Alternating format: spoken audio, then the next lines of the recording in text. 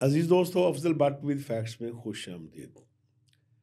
आज के प्रोग्राम में हम आपको बताएंगे कि वफाकी हुकूमत ने अचानक चौमुखी लड़ाई लड़ना शुरू कर दी है। उस चौमुखी लड़ाई में किस किस के साथ पंगेबाजी हो रही है, और ये एक ऐसा पंगा गवर्नमेंट ने लिया है कि आप की अकल भी दंग रह जाएगी कि ऐसी हुकूमत जिसके ना पाँव ज़मीन पर हों, वो हवा में मुअल्लक हो, वो इतने पंगे क्यों ले रही है, किसके बलबूते पर ले रही है, उसके पीछे ताकत का मरकज़ कौन सा है, और अभी कौन कौन से पंगे लिए हैं वो आपको बताऊंगा। और इसके साथ साथ एक मरतबा फिर पाकिस्तान में वकला तहरीक बाज़ाब्ता तौर पर शुरू हो गई है, क्योंकि जो दो क्रेडिबल नाम हैं उन्होंने आज कराची से एक ऐलान किया है और इस्लामाबाद पहुंचेंगे, मार्च होगा। और यहाँ पर सूरत हाल ये है कि अल्लाह ताला बचाए बुरे वक्त से हुकूमत और वकला के दरमियान तसादम सामने नज़र आ रहा है। वो इम्पोर्टेंट पर्सनैलिटीज़ कौन हैं, ऐलान क्या है, तसादम का ख़तरा क्यों है, इससे आगाह करेंगे। और इसके साथ साथ आपको बताएंगे कि पी का एक्ट के हवाले से हुकूमत क्या कर रही है और पीएफजे क्या कर रही है। तो आपसे गुजारिश है कि अगर आपने अभी तक अफजल बट विद फैक्ट्स यानी मेरा चैनल जो है वो उसको सब्सक्राइब नहीं किया तो उसको सब्सक्राइब भी कर लें और बेल आइकन का बटन भी दबा दें, ताकि आपके पास बर वक्त गैर जानबदार खबरें और तजिए पहुँच सकें। तो दोस्तों आए पहले आपको बताते हैं कि वफाकी हुकूमत ने चौमुखी लड़ाई का पंगा ले लिया है, यानी लड़ाई शुरू है।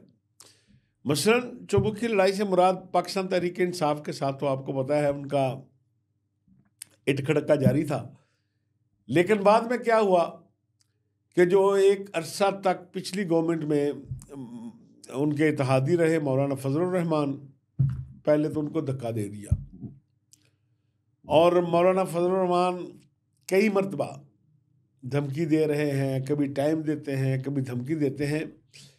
हुकूमत की तरफ से उनकी फेस सेविंग भी नहीं की जा रही। बहरहाल उनकी अपनी मर्जी। अब ऐसा आहिस्ता मौलाना साहब और पीटीआई के दरमियान राब्ते बढ़ रहे हैं। इसी तरह शाहिद खाकान अब्बासी साहब नून लीग के वज़ीर आज़म रहे, अब वो बाज़ाब्ता तौर पर अपोजिशन के ग्रैंड लाइंस का हिस्सा बनने जा रहे हैं। जमात इस्लामी जिनकी शायद मरकज़ में तो कोई शिकायत ना हो, उनको सिंध से शिकायत हो सकती है, वो भी अब आहिस्ता आहिस्ता इस जानब बढ़ रहे हैं। लेकिन जलती पर तेल का काम जो कर रही है वो हुकूमत खुद कर रही है।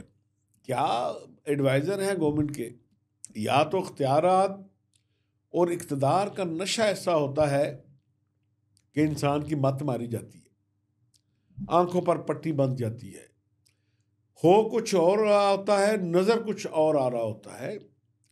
ये इस हुकूमत का नहीं, हर हुकूमत का ये वतीरा रहा है।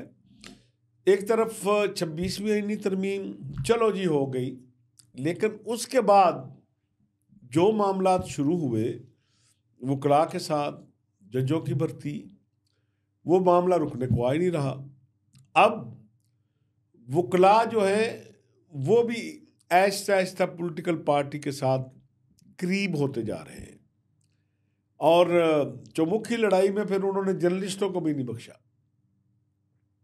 कि एक पीका एक्ट के ज़रिए पहले तो तंजीमों को दीवार के साथ लगाया कि जाए भाई आप किस मुल्क में रहते हैं, आप कौन होते हैं, हमारी मर्ज़ी, हम कॉमा डालें, हम फुल स्टॉप डालें, हम आइन का हुलिया बिगाड़ें, हम प्रेस फ्रीडम का हुलिया बिगाड़ें, हम शहरी हकूक़ का हुलिया बिगाड़ें, हमारी मर्ज़ी।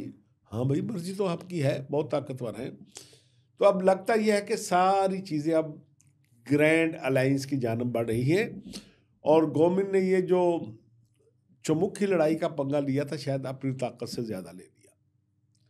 बहरहाल इस पंगे के नतायज क्या निकलते हैं, क्या इसके असरात पिंडी तक पहुंचते हैं, नहीं पहुंचते, सिर्फ इस्लामाबाद तक रहते हैं, ये आने वाला वक्त बताएगा। लेकिन जब कोई इस तरह की मूवमेंट चलती है, जब तमाम स्टेक होल्डर इकट्ठे होते हैं, तो फिर सेम पेज पर रहने वाले सब लोग उससे मुतासर हो सकते हैं।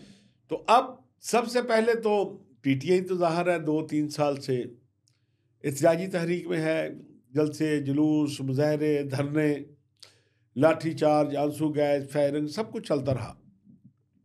लेकिन वो सारी आइसोलेशन में थी पीटीआई की तहरीक।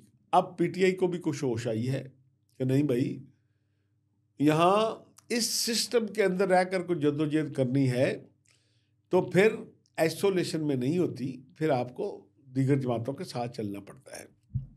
और अब वो इत्तेहाद के लिए पर्सनैलिटी के पास भी जा रहे हैं जो किसी जमात के पास जाने के लिए तैयार नहीं। तो अच्छी बात है कि कल तक वो इस बात के लिए तैयार नहीं थे, आज तैयार हैं। उन्होंने अपना हिकमत अमली तब्दील की है। खान साहब ने भी अंदाज़ा कर लिया है कि अब सबको साथ मिलाकर चलना है। तो अब दूसरी तहरीक जो ख़तरनाक चलना शुरू हो रही है वो वकला की तहरीक है। और आप जानते हैं कि जनरल परवेज़ मुशर्रफ के ख़िलाफ़ वकला ने, सिविल सोसाइटी ने और PFUJ ने मिलकर एक तहरीक चलाई थी जिसमें इंसानी हकूक़ की तंजीमें भी शामिल थी। बाद में उसमें पॉलिटिकल पार्टीज़ आई। अब वफाकी हुकूमत ने सारा स्टेज खुद तैयार कर दिया है। पॉलिटिकल पार्टीज़ तो नाला थी, वकला वो भी समझते हैं कि भाई नहीं, अब 26 में इन्हीं तरमीम में जो हुआ, अब जजेस की भर्ती के दरमियान आपने केक बनाकर इसको तकसीम करना शुरू किया हुआ है और फिर जजों के तबादले हो रहे हैं एक हाई कोर्ट से दूसरे हाई कोर्ट में। तो अब वकला मैदान में निकल आए हैं। 10 फरवरी को उन्होंने एक तो अदालती बाइकाट का ऐलान किया हुआ है, दूसरा उन्होंने कराची से मार्च करते हुए इस्लामाबाद पहुंचने का ऐलान किया है। और गवर्नमेंट ये कहती है कि भाई ये तो रेड जोन है जहाँ पर सुप्रीम कोर्ट है, यहाँ इस्लामाबाद हाई कोर्ट है। और अगर वकला ये तय कर लेते हैं कि हमने सुप्रीम कोर्ट के बाहर एहतजाज करना है और हाई कोर्ट के बाहर एहतजाज करना है, क्योंकि उनका ये कहना है कि हमने जो सुप्रीम जुडिशल काउंसिल का इजलास है वो होने नहीं देना, उसको मुलतवी किया जाए ताकि मज़ीद एलिवेशन जो होनी है सुप्रीम कोर्ट में वो ना हो जब तक ये फैसले नहीं होते जो आईनी रेट पिटीशन फाइल है मुख्तलिफ अदालतों में। अब अगर 10 फरवरी को वकला की तादाद हज़ारों में नहीं सैकड़ों में आ जाए, 500-700 वकील अगर निकल आते हैं कि हमारी सुप्रीम कोर्ट है भाई, हमने तो सुप्रीम कोर्ट के बाद जाना है, हाई कोर्ट के बाद जाना है, तो क्या उन पर गोली चलाएंगे, क्या उन पर आंसू गैस फेंकेंगे, क्या लाठीचार्ज करेंगे? और अगर खुदा न खास्ता को ऐसा काम हुकूमत ने कर लिया, हो सकता है उससे एहतजाज ना हो सके, वकला मुंतशिर हो जाए, लेकिन इसकी प्राइस बड़ी पे करनी पड़ेगी गवर्नमेंट को। उस दिन एक दिन का एहतजाज ताकत के ज़ोर पर रोक तो आप सकते हैं, लेकिन ताकत का वो इस्तेमाल पूरे मुल्क में आपके ख़िलाफ़ जो चिंगारी जलाएगा उसको रोकना शायद मुश्किल हो। फिर पूरे पाकिस्तान में हर शहर में वकला, सिविल सोसाइटी, जर्नलिस्ट निकलेंगे और रोज़ाना क्या आप उन्हें गिरफ्तार करेंगे, जेलें भरेंगे, क्या करेंगे? ये चुबुक की लड़ाई इस तरह लड़ी नहीं जा सकती अपने ही लोगों से।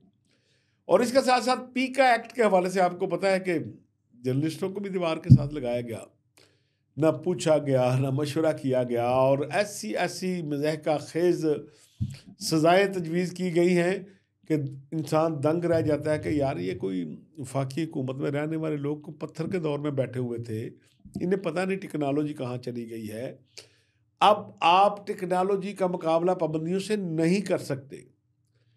हम कहते हैं कि हम मादर पिदर आज़ादी के ख़िलाफ़ हैं, रूल्स रेगुलेशन चाहते हैं, जो फेक न्यूज़ है उसके सबसे बड़े मुखालिफ हैं, लेकिन आपका मकसद लगता है कि बहाना कुछ और है, निशाना कुछ और है।